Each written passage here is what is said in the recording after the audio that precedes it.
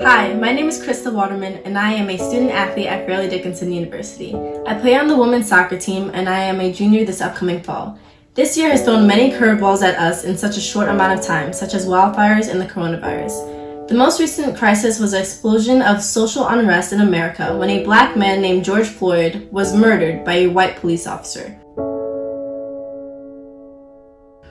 With all the protests, clashes between the police and protesters, and means for change that are approaching, I think it is important to speak up about racism and the fight that African Americans have had to endure throughout their entire lives. Racism has had a significant impact on me personally, whether it would be on the soccer field or just going through my everyday life. The first encounter I remember with racism was when I was just a little girl around 6 or 7, and my dad was my coach. As we were playing, the tension between parents of both teams rose. The coach of the opposite team then began screaming at my father and called him the N-word. I did not understand the meaning of the word at that time. All I knew was all eyes were on my dad, my sister, and myself, the only black people around the area. Thankfully, the referee was quick to throw the coach out. After the game, I was informed about the history behind the word and realized how degrading it was to a black person to be called that by a white person.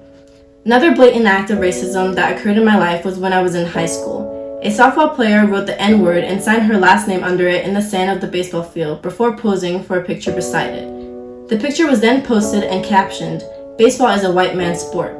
The news of this act spread like wildfire. Many of us felt as though the school was not responding appropriately and was taking the situation too lightly. A few of my friends and I set up a protest that we called a blackout, where we would sit in the lobby and wear black shirts, giving our administration no other choice but to listen to us. The first class bell rang and the administration tried to get us out of the lobby, but to no avail. Looking around, I saw not only blacks, but whites, Muslim, and people of all races, religions, and backgrounds. We sang songs of togetherness and held hands, showing our support for each other. Teachers, specifically a black woman who was an English teacher, read her poem about the inequalities she goes through working there as a teacher. We were then allowed by our principal to speak out and get the chance to tell our own experiences. It was truly moving and made our school more unified. The student did face disciplinary action. Even this year, at a home soccer game, I was called the N-word by an opposing player. I did not feel like the situation was handled correctly, nor do I know if the student got any disciplinary action against her. These were just a few of my countless recollections of racism that I have had to deal with in my 20 years of life.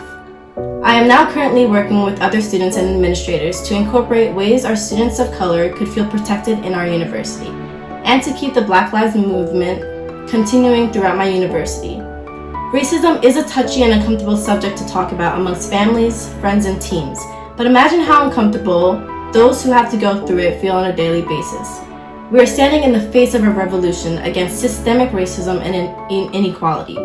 As a part of higher education, let's unite in this fight against racism and make a change for the betterment of our sports, education system, and our country.